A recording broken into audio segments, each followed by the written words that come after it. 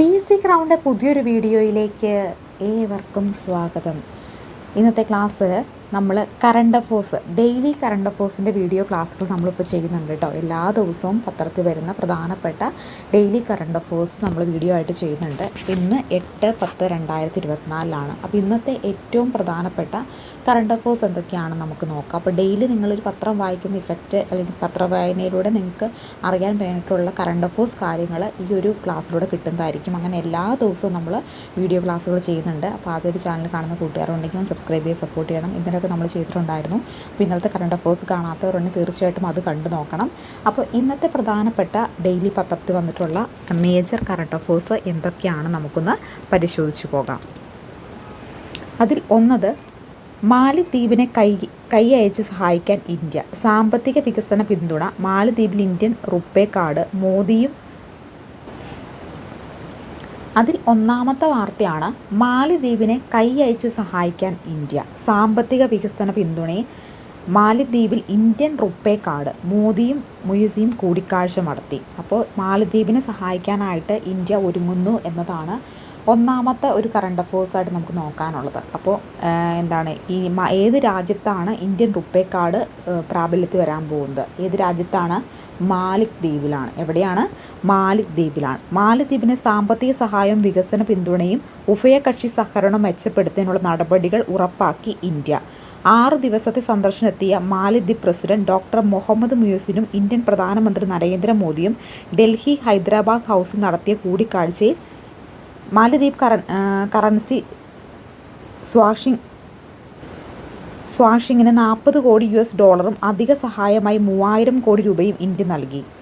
വിദേശ നാണ്യ കരുതലില്ലാതെ പ്രസിഡന്റ് പരിഹരിക്കാൻ വായ്പയുടെ മൂല്യവും പലിശയും വ്യത്യസ്ത കറൻസികൾ കൈമാറ്റം ചെയ്യാനാണ് സാമ്പത്തിക കരാറിലുള്ളത്. അപ്പോൾ ഈ മാലിദ്വീപിൽ ഇന്ത്യൻ റുപ്പേ കാർഡിൻ്റെ ഉദ്ഘാടനം നിർവഹിച്ചു. അപ്പോൾ ഏത് രാജ്യത്താണ് ഇന്ത്യൻ റുപ്പേ കാർഡിൻ്റെ ഉദ്ഘാടനം നരേന്ദ്രമോദി അടുത്തായിട്ട് നിർവഹിച്ചിട്ടുള്ളത്? ഏത് രാജ്യത്താണ്? മാലിദ്വീപിലാണ് കേട്ടോ. എവിടെയാണ്? മാലിദ്വീപിലാണ്. അപ്പോൾ അതൊന്ന് നിങ്ങൾ ഓർത്തിരിക്കണം കേട്ടോ. ഇനി അടുത്ത ന്യൂസ് നമുക്ക് നോക്കാം. ഉരുൾപൊട്ടൽ മുൻകൂട്ടി അറിയാൻ വെതർ റഡാറും പ്രഷർ സെൻസറും. അപ്പോൾ നമുക്കറിയാം, കേരളം പോലുള്ള ജില്ലകളിൽ അടുത്ത് കിടന്ന ഉരുൾപൊട്ടലിലൊക്കെ വളരെയധികം ബുദ്ധിമുട്ടുകൾ കേരളത്തിനുണ്ടായിട്ടുണ്ടല്ലേ. ഒരുപാട് പേരുടെ മരണത്തിനൊക്കെ അത് ഇടയാക്കി. അപ്പോൾ അത് ഇത്തരത്തിലുള്ള ഉരുൾപൊട്ടലും പ്രകൃതി ദുരന്തങ്ങളൊക്കെ തിരിച്ചറിയാൻ വേണ്ടിയിട്ട് കേരളത്തിൽ പുതിയ 2 സംവിധാനങ്ങൾ വരികയാണ്. ഒന്ന്, ഉരുൾപൊട്ടൽ മുൻകൂട്ടി അറിയാനുള്ള വെതർ റഡാറും പ്രഷർ സെൻസറുമാണ് ഉപയോഗിക്കാൻ പോകുന്നത്. ഉരുൾപൊട്ടൽ സാധ്യതയും മഴയുടെ വ്യാപ്തിയും മുൻകൂട്ടി മനസ്സിലാക്കാനും ജീവഹാനി ഉണ്ടാകുന്ന പരമാവധി തടയാനും സംസ്ഥാനത്തെ ഡെപ്ലർ വെതർലാൻഡ് പ്രഷർ സെൻസർ സംവിധാനങ്ങൾ ഉൾപ്പെടുത്തും. ഉരുൾപൊട്ടൽ സാധ്യതയുള്ള പ്രദേശങ്ങളിലായിരിക്കും ഇത് സ്ഥാപിക്കുക. കേന്ദ്ര സർക്കാരിൻ്റെ സഹായത്തോടെയാണ് സ്ഥാപിക്കാൻ പോകുന്നത്. അപ്പോൾ 3 വർഷം കൊണ്ടായിരിക്കും മൊത്തം ഇത് ഉരുൾപൊട്ടൽ സാധ്യതയുള്ള മേഖലകൾ ഡിറ്റക്റ്റ് ചെയ്തിട്ട് അവിടെയൊക്കെയായിരിക്കും ഈ ഒരു റഡാർ സ്ഥാപിക്കുക. അതിനകത്ത് വയനാട്ടിലായിരിക്കും ആദ്യം ഈ ഒരു റഡാർ സ്ഥാപിക്കാനായിട്ട് പോകുന്നത് കേട്ടോ. ഇതിനകത്ത് ഡെപ്ലർ വെതർ റഡാർ, 2 തരത്തിലുള്ള റഡാറാണ് ഉള്ളത്. അതിനകത്ത് ഡെപ്ലർ വെതർ റഡാർ എന്ന് പറഞ്ഞാൽ റോക്കറ്റുകളുടെ വിക്ഷേപണത്തിന് മുമ്പ് മഴയുടെ വ്യാപ്തി അറിയാനുള്ള ഉപകരണമാണ് ഈ ഡെപ്ലർ വെതർ റഡാർ. മഴമേഘങ്ങളിലേക്ക് മൈക്രോവേവ് തരംഗങ്ങൾ അയച്ച് അവ തിരിച്ചു വരുമ്പോഴുള്ള സിഗ്നൽ പ്രതിയാനങ്ങൾ അപഗ്രഥിച്ച് മഴ ഉണ്ടാകുന്ന സമയം, വ്യാപ്തി, തീവ്രത തുടങ്ങിയവയൊക്കെ മുൻകൂട്ടി അറിയാനായിട്ട് ഈ റഡാർ ഉപയോഗിക്കാവുന്നതാണ്. മറ്റൊന്ന് ലാൻഡ് പ്രഷർ സെൻസറാണ്. കോറികളോ നിർമ്മാണ പ്രവർത്തനങ്ങൾ മൂലമോ ഭൂമിയുടെ സ്വാഭാവിക സംരക്ഷണ കവചത്തിൽ വിള്ളലുണ്ടാകുമ്പോഴോ ഉരുൾപൊട്ടലോ മണ്ണിടിച്ചിലുണ്ടാകുന്നത് സംരക്ഷണ കവചങ്ങളിലെ വിള്ളലുകൾ വ്യാപ്തി അളക്കുന്ന പ്രഷർ സെൻസറുകളിലൂടെ സാധിക്കും. സെൻസറുകളിൽ നിന്നും ഡേറ്റ തുടർച്ചയായി നിരീക്ഷിക്കുന്നതിലൂടെ ഉരുൾപൊട്ടൽ സാധ്യത മുൻകൂട്ടി അറിയാനായിട്ട് സാധിക്കും. അപ്പോൾ ഇത്തരത്തിൽ ഉരുൾപൊട്ടലിൻ്റെയും മഴയൊക്കെ കൂടുതൽ അറിയാൻ വേണ്ടിയിട്ടാണ് ഈ ഒരു വെതർ റഡാറും പ്രഷർ സെൻസറും ഉപയോഗിക്കാനായിട്ട് തീരുമാനിച്ചിട്ടുള്ളത്. അപ്പോൾ പുതിയ ഉരുൾപൊട്ടൽ തിരിച്ചറിയാൻ വേണ്ടിയിട്ട് കൊണ്ടുവരാൻ പോകുന്ന പുതിയ സംവിധാനത്തിൻ്റെ പേരെന്താണ്? വെതർ റഡാറും പ്രഷർ സെൻസറും. ഒന്ന് ഓർത്തിരിക്കണം കേട്ടോ. നമുക്ക് നോക്കാം. അടുത്ത ന്യൂസ് നോക്കാം. വരുന്നു വെൽ സെൻസസ്. വെൽ സെൻസസിനെ കുറിച്ചിട്ടാണ് പറയുന്നത്. എന്തായിരിക്കും വെൽ സെൻസസ്? ആ വാക്കിൽ തന്നെയുണ്ടല്ലേ. കേരളത്തിലെ ഭൂജല സ്രോതസ്സുകളുടെ വിവരശേഖരണത്തിനായി വെൽ സെൻസസ് നടപ്പിലാക്കാൻ ഒരുങ്ങി കേരളം. ഇപ്പോൾ അടുത്ത് എന്താണ് വെൽ സെൻസസ് നടപ്പിലാക്കിയത് ഏത് സംസ്ഥാനമാണ് എന്നൊരു ചോദ്യം വന്നിട്ടുണ്ട്. എൻ്റെ ആൻസർ ഏതായിരിക്കും? കേരളമായിരിക്കും കേട്ടോ. ഇനി കുടുംബശ്രീയുടെ സഹായത്തോടെ ഭൂജലങ്ങളുടെ വിവരണം, ഭൂഗർഭജല വിവരശേഖരണം നടത്തുക, സംസ്ഥാനത്തെ മുഴുവൻ കിണറുകൾ, കുഴൽ കിണറുകൾ, കുളങ്ങൾ, നീരുറവകൾ എന്നിവ എല്ലാവിധ ഭൂഗർഭജല സ്രോതസ്സുകളുടെയും സ്ഥാനം, ആഴം, അതുപോലെ തന്നെ തരം, ജലലഭ്യത, ഉപയോഗം, മണ്ണിൻ്റെ ഘടന തുടങ്ങിയ വിവരങ്ങൾ ശേഖരിക്കുന്ന 2 ഘട്ടങ്ങളിലായിട്ടായിരിക്കും ഈ ഒരു പദ്ധതി നടപ്പിലാക്കുന്നതെന്ന് റോഷി അഗസ്റ്റിൻ അറിയിച്ചു. അപ്പോൾ കുടുംബശ്രീയുടെ സഹായത്തോടെയാണ് ഈ പദ്ധതി നടപ്പിലാക്കാൻ പോകുന്നത്.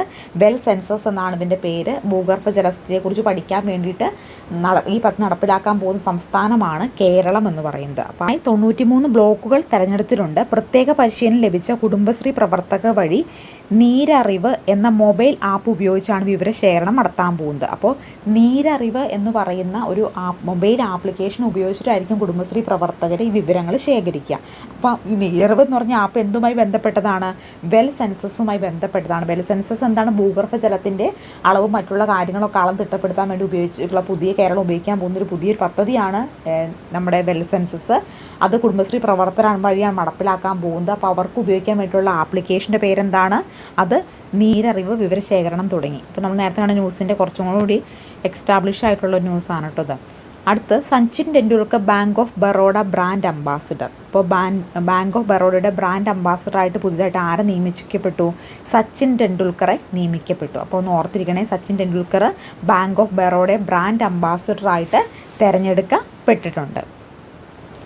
ഇനി പ്രശാന്ത് കുമാർ വീണ്ടും AAAI പ്രസിഡൻറ്റ്. പ്രശാന്ത് കുമാർ വീണ്ടും AI പ്രസിഡൻറ്റ് ആയി മാറി കേട്ടോ. Advertising agency association of India AAI പ്രസിഡൻ്റായി മലയാളിയെ പ്രശാന്ത് കുമാർ വീണ്ടും തിരഞ്ഞെടുക്കപ്പെട്ടു. അപ്പോൾ advertising agency of association of ഇന്ത്യയുടെ പ്രസിഡൻ്റായിട്ട് മലയാളിയായിട്ടുള്ള വ്യക്തിയായിട്ടുള്ള ആര് തിരഞ്ഞെടുക്കപ്പെട്ടു? നമ്മുടെ പ്രശാന്ത് കുമാർ വീണ്ടും തിരഞ്ഞെടുക്കപ്പെട്ടിട്ടുണ്ട് കേട്ടോ. അതും കൂടെ നിങ്ങളൊന്ന് ഓർത്തിരിക്കുക. അടുത്ത ന്യൂസ് നോക്കാം.